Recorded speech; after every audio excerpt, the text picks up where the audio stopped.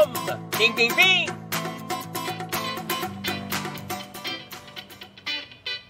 Ngayong December na, talagang ramdam na ang Christmas vibes. Di ba, Mari? Kaya nga, green at red tayo Paskong-Pasko na talaga. Kaya kung nagpaplano po kayo ng panghanda, gaya po nitong si Aubrey dahil at birthday pa lang ngayong araw na ito, Mari, hindi ko naramdaman. Kaya nga naka-red eh.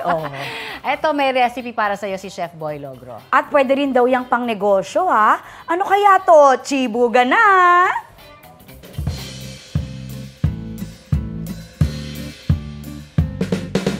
Yum, yum, yum! Ping, ping, ping! Mga kapuso, isang Noche Buena favorite ang ham o hamon.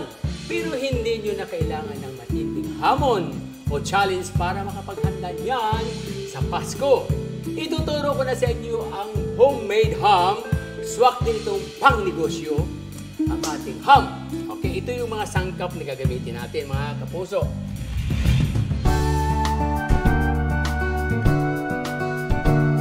Meron tayo siyempre bay leaf, cloves, garlic, onion, star anise, brown sugar, then pineapple slice, and then pineapple juice. At ito naman yung pork pigi. Ito po, style ko to para maging tenderize yung ating hamon. Meron akong beer. Alright, then meron tayong pork pigi. Dapat mayroon pong balat na katulad dito. Pag bumili sa palengke, huwag yung nakalahati, may laman, kalahati wala. Dapat buong ganyan. Okay? Hihiwaan din natin ganito, no? No? Yan, one.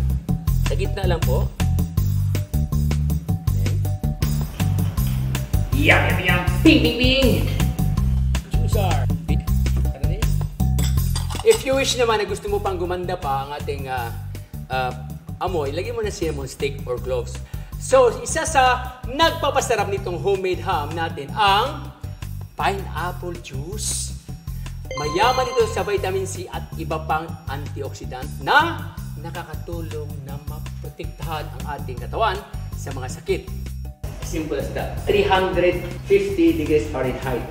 Alright mga kapuso, ito na the final countdown. Ika nga, kung Noche Buena, mayroon tayong ilalagay na garnish. I-grill lang natin without oil. Ganyan lang.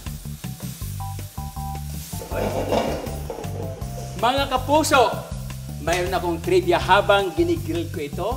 Ang pinakamahal na ligham na commercially available na naibenta sa Japan ay nagkahalaga ng 1.4 million yen o katumbas ng mahigit 500,000 pesos. Grabe naman pala kamahal. Ay, grabe. Look at that. Look at that. Whew! Gusto ko nang kainin to. Ito mga kapuso, gusto ko lang talagang lagyan ng sauce, yung kanyang katas, kasi sayang eh. Tayo mga Pilipino, mahilig tayo tinatawag na Hawaiian sauce with pineapple, di ba? Optional lang ito na palalaputan ko kasi malabnaw siya. Alright?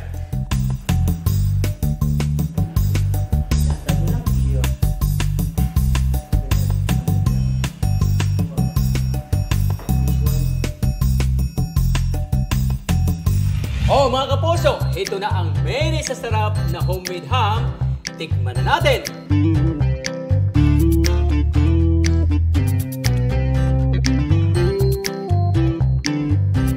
Chibuga na!